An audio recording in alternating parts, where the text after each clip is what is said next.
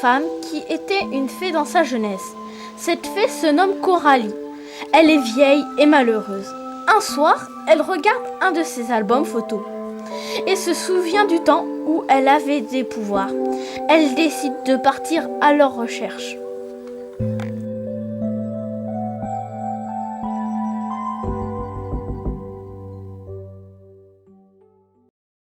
Après avoir marché plusieurs heures, elle arrive devant une montagne. De l'autre côté se trouve un lac qui a bien et une étrange couleur. Une sirène pleure seule sur un rocher.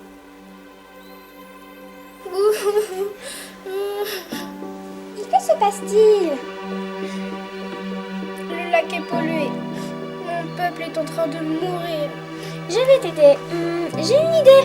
Faisons un filtre avec tes cheveux pour nettoyer le lac. Et voilà. Au fond du lac propre, la fée voit quelque chose qui brille. Mais c'est ma baguette magique.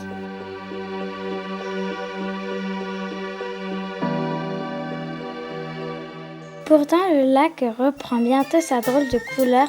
C'est en réalité une ville qui pollue le lac.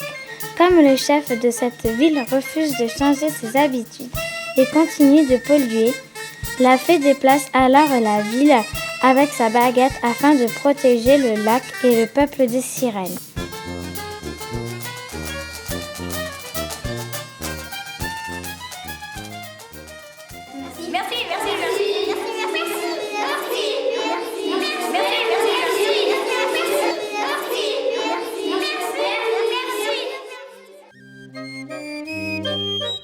La fée continue son chemin et arrive bientôt devant une maison de bonbons et pain d'épices. Fatiguée et pensant se reposer, elle frappe à la porte. C'est un dragon qui lui ouvre.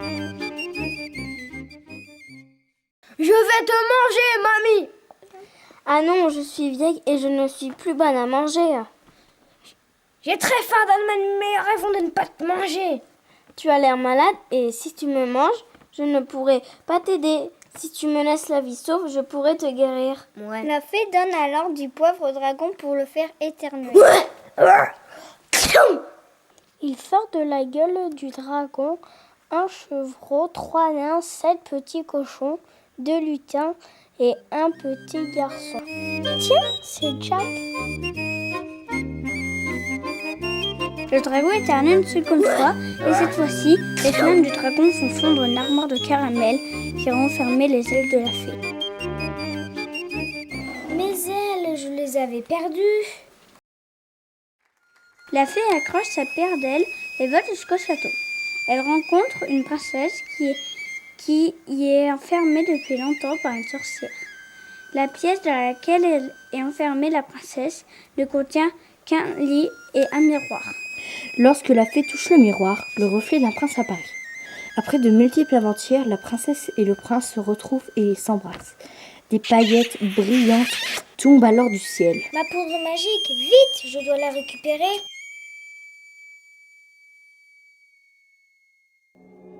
La fée décide cette fois d'aller dans la forêt des rêves bleus, là où elle a grandi.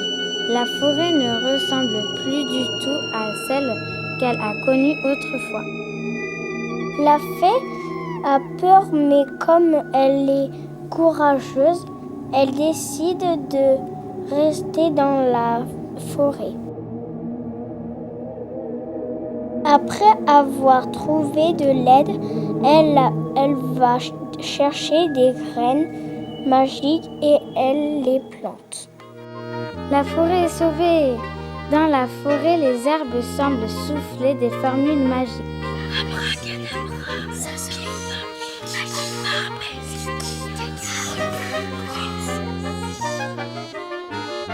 Coralie retrouve alors ses vieux parchemins cachés dans le creux d'un arbre. La fée rentre alors chez elle et, en voyant son reflet dans le miroir, elle s'aperçoit qu'elle a rajeuni. Quelques jours après, ses nouveaux amis organisent une fête en son honneur. Coralie rencontre un enchanteur. Ils tombent amoureux et décident de ne plus se quitter.